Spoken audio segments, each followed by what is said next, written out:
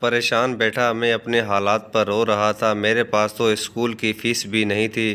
میں اپنے ابا سے بھی فیس طلب نہیں کرتا تھا۔ تبھی میں نے مسجد میں ایک اعلان سنا۔ مسجد میں اعلان ہو رہا تھا، نواب حشمت اس نوجوان کو 50,000 روپے دے گا جو اس کی بیٹی کے ساتھ ایک رات گزارے گا۔ میں نے سوچا کہ شاید میں غلط سن رہا ہوں، میرے کان خراب ہو گئے ہیں، سننے میں کوئی فرق ہے۔ میں نے دوبارہ سننے کی کوشش کی۔ اعلان 3 بار ہوا کہ ملک حشمت اپنی بیٹی کے ساتھ ایک رات گزارنے والے نوجوان کو 50,000 روپے کی رقم دے گا۔ اس بات نے مجھے حیران کر دیا تھا۔ میں تو سوچ بھی نہیں سکتا تھا کہ ایسا ملک حشمت کسی مسجد میں اعلان کروا کر کہہ سکتا ہے۔ مسجد سے ایسا اعلان ہونا بڑی عجیب بات تھی۔ مجھے بڑا عجیب محسوس ہوا کہ مسجد سے ایسا اعلان کروانا عجیب بات تھی۔ میں سمجھا کہ شاید میرے کانوں میں کوئی مسئلہ ہوگا۔ باہر آ کر میں نے ابا سے پوچھا، کیا یہ اعلان آپ نے سنا ہے؟ مجھے تو لگتا ہے کہ میرے کان خراب ہیں۔ ابا میری طرف دیکھ کر حیرت زدہ نگاہوں سے بولے، نہیں بیٹا، تم نے صحیح سنا ہے۔ حیران تو میں بھی ہوں کہ ملک حشمت ایسی نامعقول بات کیسے کر سکتا ہے، وہ بھی مسجد جیسے مقدس جگہ سے۔ آخر کوئی تو وجہ ہوگی کہ ملک حشمت کو یہ اعلان کروانا پڑا۔ میں جا کر پوچھوں گا، نماز پڑھنے کے لیے جب لوگ آئیں گے تو ان سے پوچھوں گا، لیکن مجھے نہیں لگتا کہ یہ اعلان مسجد سے ہوا ہے۔ کسی نے یہ اعلان اسپیکر سے کیا ہے، مگر مسجد سے نہیں کیا ہوگا۔ ابا کی بات واقعی درست تھی۔ بعض ایسے اعلانات اسپیکر سے بھی ہو جاتے تھے جو مسجد کے لیے نامعقول ہوں، مگر ہم لوگ جب جمعے کی نماز پڑھنے کے لیے گئے تو پتہ چلا یہ اعلان مسجد سے ہی ہوا ہے۔ سب لوگ حیرت اور غصے میں مبتلا تھے۔ بولے کہ ایسا تو کبھی بھی نہیں ہوا کہ مسجد سے ایسا اعلان ہوا ہو۔ تب میرے ابا کہنے لگے کہ کوئی شخص ایسا کیوں کرے گا؟ مجھے لگتا ہے وہ لوگوں کے ساتھ مذاق کر رہا ہے، انہیں کسی جال میں پھنسا رہا ہے۔ کوئی شخص اپنی بیٹی کے بارے میں ایسی بات کبھی نہیں کرتا، وہ بھی مسجد میں۔ آخر کوئی تو وجہ ہوگی کہ اس نے اپنی بیٹی کے بارے میں اتنا بڑا اعلان کروایا ہے۔ کیا پتہ اسے مدد کی ضرورت ہو۔ ویسے بھی حشمت خان تو یہاں آیا بھی نہیں نماز پڑھنے، تو وہ ہمیشہ اپنے بھائیوں کے ساتھ آتا تھا، مگر آج وہ کیوں نہیں آیا؟ ابا نے یہ بات کہہ کر مجھے بھی شک میں ڈال دیا تھا۔ میں نے سوچا کہ میں حشمت خان کے گھر جا کر اس سے پوچھوں گا کہ ایسا کیا ہوا کہ اس نے اتنا بڑا اعلان کروا دیا۔ ایسے میں اگر کوئی بات اور ہوئی تو وہ بھی پتہ چل جائے گی، اور رات گزارنے کا مطلب بھی اسی سے پوچھ آؤں گا۔ میں دل میں تو یہی باتیں سوچ کر گیا تھا، مگر میں یہ نہیں جانتا تھا کہ آگے جا کر نہ صرف یہ کہ میری قسمت بدل جائے گی، بلکہ ایک ذرا سی حرکت میرے لیے زندگی بھر کا بوجھ بن جائے گی۔ میں وہاں پہنچا تو پہلے ہی 3-4 لڑکے کھڑے تھے۔ میں ان کو دیکھ کر حیران تھا۔ میں نے پوچھا کہ تم لوگ یہاں کیوں آئے ہو؟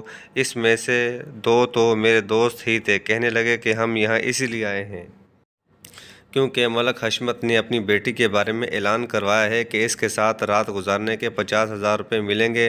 میں نے کہا، تم لوگوں کو شرم آنی چاہیے ایسی بات کرتے ہوئے، اس میں شرم والی کیا بات ہے؟ سیف نے کہا تھا، جب حشمت نے خود یہ اعلان کروایا ہے تو تمہیں کیوں شرم آ رہی ہے؟ اس کے گھر میں ہم زبردستی تو نہیں آئے۔ آج اس نے گھر کا دروازہ بھی اسی لیے کھلا چھوڑ رکھا ہے کہ وہ جانتا ہے کہ اعلان کے بعد کچھ لوگ اس کے گھر کا رخ کریں گے۔ 50,000 روپے کوئی چھوٹی رقم نہیں ہے۔ تم جانتے ہو کہ 50,000 روپے میں 2 مرلہ زمین مل جاتی ہے اس جگہ پر، تو پھر ہم یہ موقع کیوں گنوائیں؟ آخر ہمیں بھی تو چاہیے، کیا چاہیے؟ بس پیسہ۔ اور کیا ہم بھی یہاں پیسے کے لیے آئے ہیں؟ اور مجھے تو پکا یقین ہے کہ تم بھی اسی وجہ سے آئے ہو۔ اتنا شریف تو کوئی ہے نہیں کہ صرف ملک سے ہمدردی کرنے یہاں آ گیا ہو۔ میں ان لوگوں کی باتیں سن کر حیران رہ گیا تھا۔ تم بھی ہماری صف میں کھڑے ہو جاؤ، حال احوال پوچھنے کی باتیں چھوڑو، تم بھی اس سے یہی بات کرو تاکہ وہ تمہیں شاید اپنی بیٹی کے لیے چن لے، اور ہو سکتا ہے کہ تمہیں پیسے بھی دے دے۔ اب ظاہر ہے اتنے سارے لڑکے یہاں آئے ہیں، سب کے سب کو تو وہ منتخب بھی نہیں کرے گا، کیا پتہ تمہیں منتخب کر لے، ہم لوگوں کو چھوڑ دے۔ مجھے اپنے دوستوں کی یہ بات پسند آئی تھی۔ میں نے سوچا کہ ملک نے تو کبھی مجھ سے بات تک نہیں کی، ہو سکتا ہے کہ آج اگر میں اسے پسند آ جاتا ہوں تو مجھے کچھ پیسے مل جائیں، مگر مجھے ابا کا بھی ڈر تھا کہ پتہ نہیں ابا کیا کہیں گے، کیونکہ ابا سے پوچھے بغیر میں کبھی گھر سے باہر بھی نہیں نکلا تھا۔ میرا مطلب کہ رات کو گھر کے باہر کبھی نہیں گیا تھا۔ میں ہر بات اپنے باپ سے پوچھ کر ہی کرتا تھا۔ جب میں نے سوچا کہ یہاں سے 50,000 روپے ملنے کے امکانات ہیں تو اماں ابا ویسے بھی راضی ہو جائیں گے، میں ان لڑکوں کے ساتھ قطار میں کھڑا ہو گیا۔ تھوڑی دیر کے بعد حشمت خان نے ہمیں اندر بلایا۔ ملک حشمت خان اس علاقے کا سب سے با اثر آدمی تھا۔ اس کے گھر جا کر اس کی بیٹی کے لیے ایسی بات کرنا کوئی آسان بات نہیں تھی، اور چونکہ اس نے خود اس بات کے لیے اعلان کروایا تھا تو ہم لوگ اندر چلے گئے۔ ہاں بھائی، تم لوگ کیوں آئے ہو؟ کیا میری بیٹی کے ساتھ رات گزارنے آئے ہو؟ جی، سب لڑکوں نے سر جھکا کر جواب دیا تھا۔ تو تم سارے آ گئے ہو، میں کسی ایک کو منتخب کروں گا، تم لوگ سارے باہر چلے جاؤ، اس لڑکے کو یہیں رہنے دو۔ ملک نے میری طرف اشارہ کر کے یہ بات کہی تو باقی لڑکے مجھے رشک بھری نگاہوں سے دیکھنے لگے تھے۔ لڑکے تو تم بڑے شریف ہو۔ میرے دوستوں کے کمرے سے باہر جانے کے بعد ملک صاحب نے مجھ سے جب یہ بات کہی تو میں نے اپنا سر مزید جھکا لیا۔ جی، میں شریف ہی ہوں، اپنے ماں باپ کی اولاد ہوں۔ میرے کہنے پر انہوں نے زوردار قہقہہ لگایا اور بولے، اگر تم شریف ماں باپ کی اولاد ہو تو پھر میری بیٹی کے ساتھ رات کیوں گزارنا چاہتے ہو؟ ملک صاحب نے یہ سوال پوچھ کر مجھے شرمندہ بھی کر دیا تھا، مگر پھر میں نے اپنی ساری ہمت جمع کی، بنا نظریں اٹھائے اس سے عرض کی کہ مجھے 50,000 روپوں کی ضرورت ہے۔ اچھا، تو تمہیں 50,000 روپے ملیں گے میری بیٹی کے ساتھ رات گزار کے؟ جی، میں نے اعلان میں تو ایسا ہی سنا تھا، میرے دوستوں نے بھی مجھے یہی بات بتائی ہے۔ اگر یہ سچ ہے تو تب بھی میں یہاں حاضر ہوا ہوں، ورنہ میں واپس چلا جاتا ہوں۔ میری خودداری دیکھ کر ملک حشمت خان نے مجھے وہیں روک لیا۔ ٹھیک ہے، باقی لڑکوں کو واپس بھیج دو، مجھے ان میں سے کسی کو نہیں رکھنا۔ تم مجھے شریف لڑکے معلوم ہوتے ہو۔ میں حیران ہو رہا تھا کہ ملک حشمت خان نے اپنی بیٹی کے ساتھ رات گزارنے کے لیے شریف انسان کا انتخاب کیوں کیا، کیونکہ جو بات اس نے مسجد میں اعلان کے دوران کہی تھی، اس سے تو ایسا لگتا تھا جیسے اسے اپنی بیٹی کو خوش کرنے کے لیے کسی شخص کی ضرورت ہے۔ میں مانتا ہوں کہ آپ کو یہ بات بہت عجیب لگ رہی ہوگی، لیکن جس طرح کا اعلان اس نے کروایا تھا، گاؤں میں کسی کو بھی اس بات پر یقین نہیں آ رہا تھا کہ ملک حشمت خان نے اپنی بیٹی کے بارے میں یہ کہہ دیا ہے۔ یہ وہ آدمی تھا جو اپنی بیٹی کے لیے جان بھی دے سکتا ہے اور جان لے بھی سکتا ہے، مگر آج اس عجیب و غریب بات نے سبھی کو پریشان کر دیا تھا۔ بات جتنی بھی عجیب کیوں نہ ہو، لوگوں کو پیسوں کا سن کر بات ہضم ہو ہی جاتی ہے۔ میں بھی انہی لوگوں میں سے ایک تھا جو حشمت علی کے گھر کے باہر بس پیسوں کی وجہ سے جمع ہوئے تھے۔ جب میں اس کے کمرے سے باہر نکلا، باقی لڑکے مجھے غصے کی نظر سے دیکھنے لگے۔ تم تو بڑے غیرت مند لگتے تھے، آج ایک طوائف بن کر ملک حشمت کے کوٹھے پر آ گئے ہو۔ یہ بات سن کر مجھے بڑی حیرت ہوئی تھی، کیونکہ وہ لڑکے تھوڑی دیر پہلے اسی مقصد کے لیے وہاں کھڑے تھے۔ ہاں، تو کیا ہوا؟ تم لوگ بھی تو اسی مقصد کے لیے یہاں آئے تھے، پر اس نے تمہیں ہی تو منتخب کیا ہے۔ کس وجہ سے کیا ہوگا؟ تمہاری شکل سے ہی اسے لگ گیا ہوگا کہ یہ لڑکا اس گھٹیا کام کے لیے ٹھیک ہے۔ ہم شکل سے شریف لگ رہے تھے، اسی لیے اس نے ہمیں بھگا نہیں دیا۔ میں اپنے دوستوں کی باتیں سن کر حیران ہو گیا تھا کہ کیسے 2 منٹ میں وہ بدل گئے۔ مجھے اب اپنے دوستوں کی نہیں بلکہ اپنے باپ کی فکر تھی۔ ظاہر ہے جب میں ابا کو یہ بات بتاتا کہ میں ملک حشمت کی بیٹی کے ساتھ ایک رات گزارنا چاہتا ہوں تو انہوں نے مجھ پر غصہ ہی کرنا تھا، مگر اصل بات اس سے مختلف تھی۔ میں جانتا تھا کہ میرے ابا یہ بات تسلیم نہیں کریں گے، مجھے وہاں جانے بھی نہیں دیں گے۔ سوچا کہ ابا سے یہ بات چھپا لوں گا، مگر پھر ذہن میں ایک ترکیب آئی۔ گھر جا کر میں نے ابا کو اپنے دوستوں کے بارے میں بتایا۔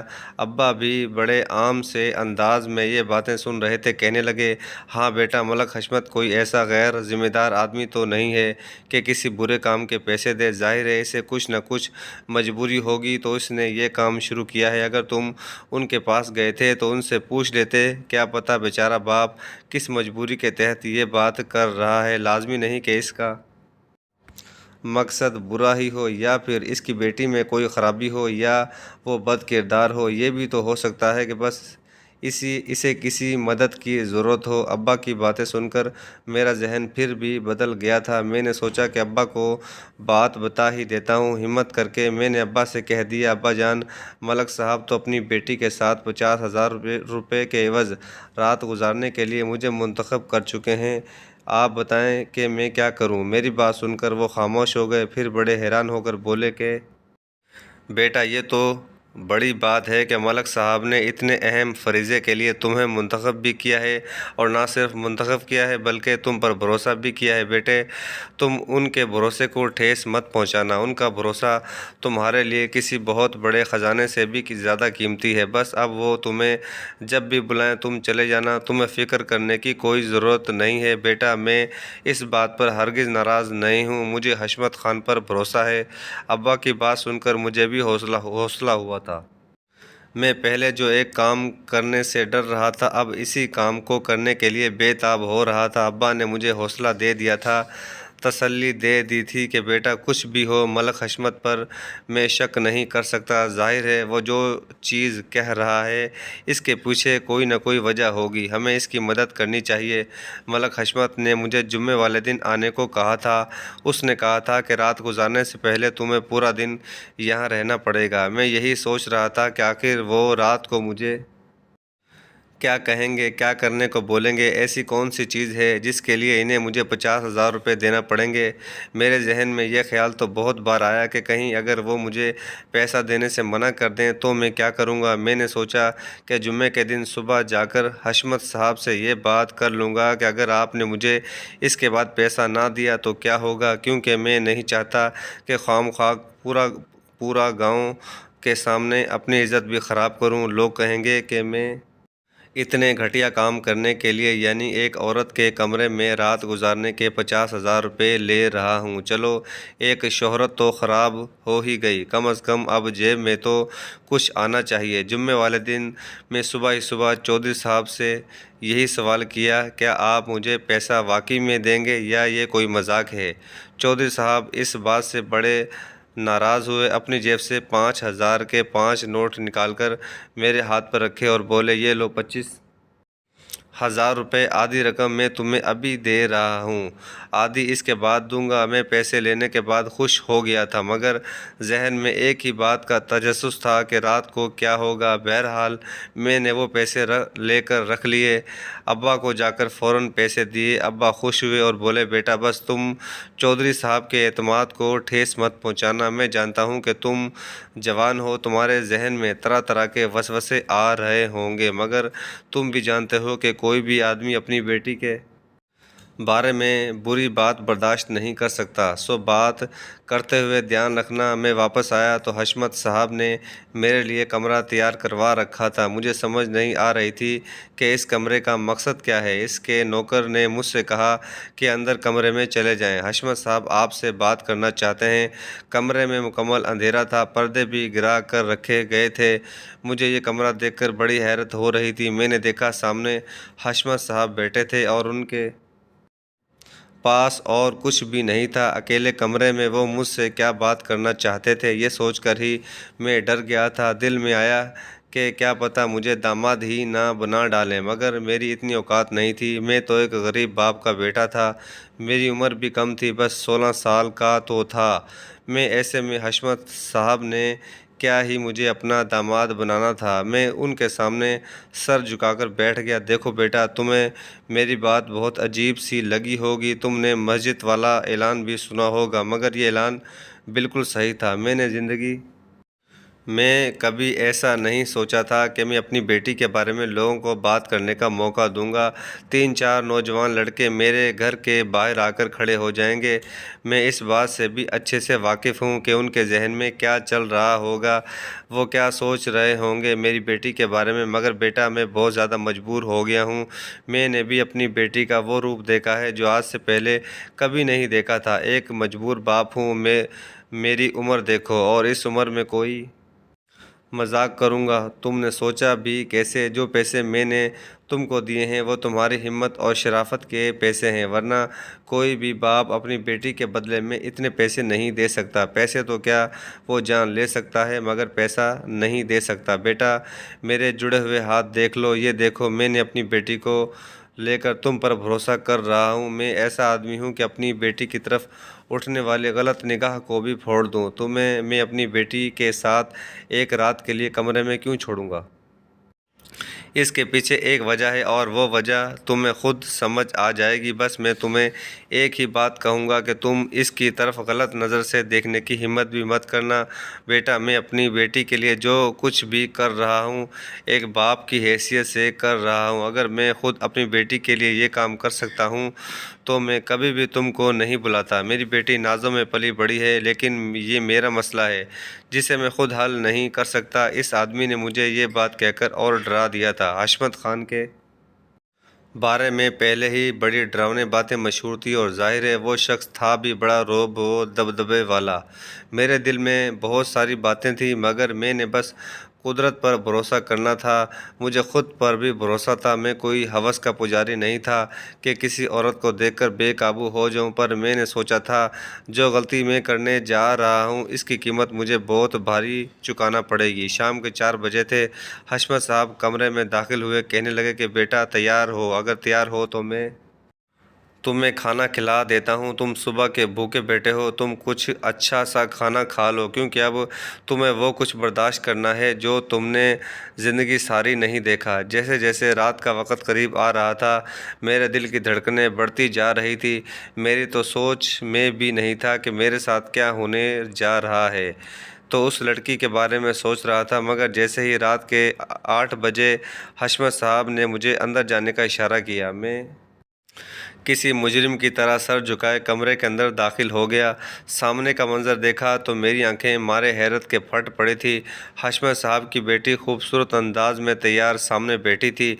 उसने अपने होठों पर लिपस्टिक लगा रखी थी, गाल भी लाल थे और बाल खुले हुए थे। कपड़े मुनासिब थे। इसे देखकर कहीं से भी यह ख्याल नहीं आता था कि ये किसी मुअज़्ज़ज़ और शरीफ आदमी की बेटी है। उसने अपने सर के बालों को अजीब तरीके से रंगा हुआ था। मैंने इस लड़की को देखा तो मुझे लगा कि ये हमारे गांव की लड़की नहीं है, बल्कि ऐसा लग रहा था जैसे ये कहीं और से आई है। ये सच है कि मैंने कभी हशमत की बेटी को इससे पहले नहीं देखा था, मगर ये औरत तो बहुत मुख्तलिफ लग रही थी। ऐसा लगता था कि ये कोई किसी दूसरी दुनिया से आई हो। गांव की लड़कियां तो बहुत शर्मीली, इनके कपड़े मुख्तलिफ होते हैं, मगर उस औरत के कपड़े भी अजीब से थे। इसका रंग हद से ज़्यादा सफ़ेद था।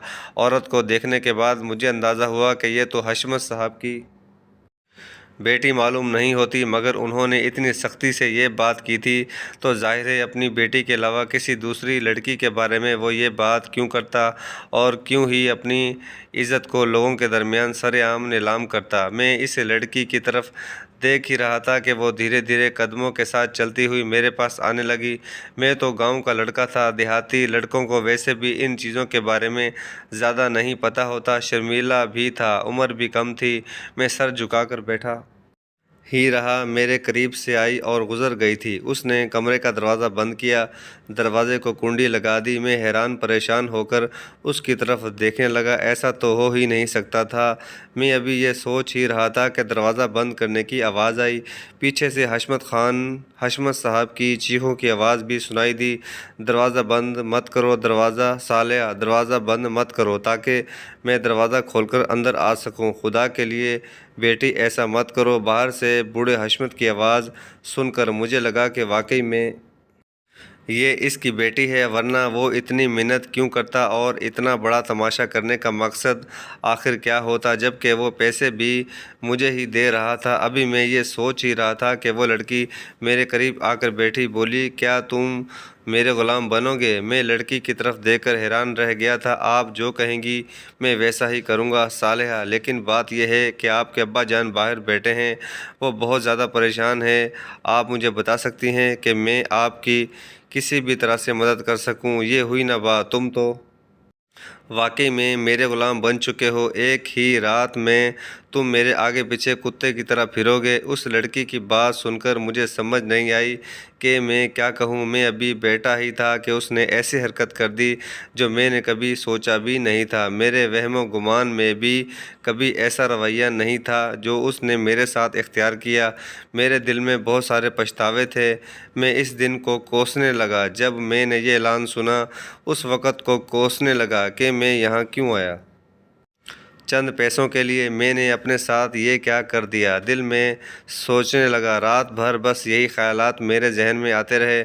میں خود کو بہت گھٹیا انسان محسوس کر رہا تھا۔ صبح کے 4 بجے تو میں کمرے سے نکلا۔ حشمت صاحب باہر ہی بیٹھے تھے۔ میری شکل دیکھ کر انہوں نے مجھے غور سے دیکھا اور بولے، بیٹا مجھے معاف کر دینا، اب یہ لوگ باقی کے 25,000 روپے اور اپنے گھر جاؤ۔ میں نے چودھری صاحب سے وہ پیسے لیے۔ میں گھر آیا مجھے لگا کہ میرے ابا جان سو چکے ہوں گے، انہیں کیا فرق پڑتا ہے کہ ان کا بیٹا کہاں گیا ہے۔ یہ فکر تو بیٹی کے باپ کو ہوتی ہے۔ لیکن جیسے ہی میں گھر گیا میں نے دیکھا میرے ابا بہت پریشان تھے، گھر میں چکر کاٹ رہے تھے۔ مجھے دیکھتے ہی بولے، بیٹا تم کہاں چلے گئے تھے؟ مجھے تو حشمت والی بات تھوڑی عجیب لگی تھی، میں نے تمہیں اس وقت کہہ دیا تھا، لیکن بعد میں خیال آیا کہ تم تو میرے بیٹے ہو، میری اولاد ہو، مجھے تمہیں ایسے نہیں کہنا چاہیے تھا۔ پیسوں کے لیے تم اس کے گھر تو چلے گئے، مگر آگے کیا ہوا یہ تو میں نے سوچا ہی نہیں تھا۔ بیٹا بتاؤ تم ٹھیک ہو؟ ابا مجھے لے کر بیٹھ گئے۔ میں نے ابا کو کوئی بات نہیں بتائی تھی، میں نہیں چاہتا تھا کہ میرے ابا بھی پریشان ہو جائیں۔ میں نے ابا سے کہا کہ ابھی آپ آرام کریں، صبح اگر کوئی بات ہوگی تو میں بتا دوں گا۔ مگر صبح میرے اٹھنے سے پہلے ہی حشمت صاحب ہمارے گھر میں بیٹھے تھے۔ میں تو ان کی آواز سے ہی جاگا ہوا، ابا سے باتیں کر رہے تھے۔ میں باہر آیا، انہیں دیکھ کر حیران ہو گیا۔ کیا بات ہے ابا جان؟ میں نے پریشانی سے ان کی طرف دیکھا تھا۔ حشمت صاحب بڑے التجانہ انداز میں میری طرف دیکھ رہے تھے۔ بیٹا اگر تم میری بات سنو گے تو تم سب سچ جان جاؤ گے۔ اس کے بعد اگر تم میری مدد کرنا چاہو تو ٹھیک ہے، نہیں تو کوئی بات نہیں۔ میں کہہ سکتا ہوں کہ میں حشمت صاحب کے سامنے بیٹھ گیا۔ تب انہوں نے جو سچ اگلا اسے سن کر میں ہی نہیں ابا بھی حیران رہ گئے۔ بیٹا بات یہ ہے کہ گاؤں میں تو میری بہت عزت ہے، میری زندگی بھی اچھی جا رہی ہے، مگر بعض اوقات انسان سے وہ غلطیاں ہو جاتی ہیں جنہیں وہ سدھار نہیں سکتا۔ میں نے بھی اپنی ایک بہت بڑی غلطی کی۔ جب میں 2 سال کے لیے جاپان گیا، وہاں رہنے کے دوران میں نے ایک عورت سے شادی کر لی۔ اس عورت سے شادی کر کے میں نے بہت بڑی غلطی کی، میری زندگی کی سب سے بڑی غلطی کی۔ اس لڑکی سے شادی کرنا تھی جسے نہ ہی خاندان کے بارے میں کوئی پرواہ تھی، نہ ہی کسی رشتے کا مان تھا۔ میں نے شاید دوست کی بیوی سے بے وفائی کی اور اسی کی سزا اللہ تعالیٰ نے مجھے دی۔ مجھ سے بہت بڑی بھول ہو گئی۔ مگر اسی دوران جب میری اولاد پیدا ہوئی، وہ بھی بیٹی، تو میں کانپ کر رہ گیا۔ میں نے اس جاپانی عورت سے شادی تو کر لی، مگر میں اس کے سامنے سر اٹھانے کے بھی قابل نہیں رہا تھا۔ میں اپنی بیوی کے ہاتھوں پریشان ہو گیا تھا، مجبور ہو گیا تھا، کیونکہ اب اس نے میری بیٹی بھی پیدا کر دی تھی۔ یا میں نہیں چاہتا تھا کہ میرا خون یہاں برباد ہو۔ میں نے اپنی بیوی کو بہت سارے پیسے دے کر اس سے بیٹی لے لی۔ اپنی بیٹی کی جان چھڑا کر جب میں پاکستان آیا تو میں نے دیکھا وہ بہت زیادہ بگڑ چکی تھی، اتنی بگڑ چکی تھی کہ میں اس کا علاج نہیں کر پا رہا تھا۔ میں نے یہ بات اپنے پورے گاؤں کے لوگوں سے چھپائی، کسی کو نہیں پتا کہ میری بیوی جاپانی سے ایک بیٹی ہے۔ میری بیٹی گھر رہ رہ کر بالکل نفسیاتی مریضہ بن چکی ہے۔ کبھی تو وہ کسی آدمی کو مارنے کی فرمائش کرتی ہے تو کبھی کوئی بات۔ بیٹا اس رات جو اس نے تم پر تشدد کیا، تمہیں تھپڑ مارے، تمہیں ناخنوں سے رات بھر نوچتی رہی، یہ سب اس کا بچپنا ہے، اس کا نفسیاتی عارضہ ہے۔ میں نے سوچا ہے میں اس کا علاج کسی ڈاکٹر سے کرواؤں گا، مگر ذہن میں ایک ہی بات آتی ہے کہ میری اس بگڑی ہوئی بیٹی سے شادی کون کرے گا۔ بیٹا اگر تم مان جاؤ، میری اس پاگل بیٹی سے شادی کرنے کے لیے راضی ہو جاؤ، میں وعدہ کرتا ہوں نہ صرف اس کا علاج کرواؤں گا بلکہ زندگی بھر تمہارا بھی خیال رکھوں گا۔ حشمت صاحب کی بات سن کر میں اور ابا دونوں ہی حیران رہ گئے۔ سمجھ نہیں آ رہا تھا کہ کیا کریں، کیونکہ میں نے کبھی سوچا نہیں تھا کہ مجھے زندگی میں ایسی لڑکی کا سامنا کرنا پڑے گا۔ سامنا تو دور کی بات، اب یہ مجھے اس سے شادی کرنے کا کہہ رہے تھے۔ ابا نے میری طرف ایسی نظر سے دیکھا جیسے بس مجھے اس سے شادی کر کے ابا کو خوشی حاصل ہوگی۔ میں نے عائشہ سے شادی کر لی۔ چودھری صاحب نے یہ بات پورے گاؤں کے سامنے رکھ دی تھی اور تسلیم بھی کر لی تھی، کیونکہ اس کے علاوہ ان کے پاس اور کوئی چارہ نہیں تھا اپنی بیٹی کو سدھارنے کے لیے۔ وہ اس کی شادی کرنا چاہتے تھے اور ان کی ذہنی صحت کے لیے بھی ضروری تھا کہ وہ پورے گاؤں کے سامنے رہے، بجائے اتنی خفیہ زندگی گزارنے کے۔ ایسے لوگوں کے سامنے آنے کی ضرورت تھی، یہ اس کی صحت کے لیے بہتر تھا۔ میں نے حشمت صاحب کی بیٹی سے شادی کر لی۔ میری نیت سچی تھی، شاید اسی لیے اللہ نے اسے شفا دے دی، ذہنی عارضے سے بھی نکال دیا، اور ہم ایک ساتھ خوشگوار زندگی گزار رہے ہیں۔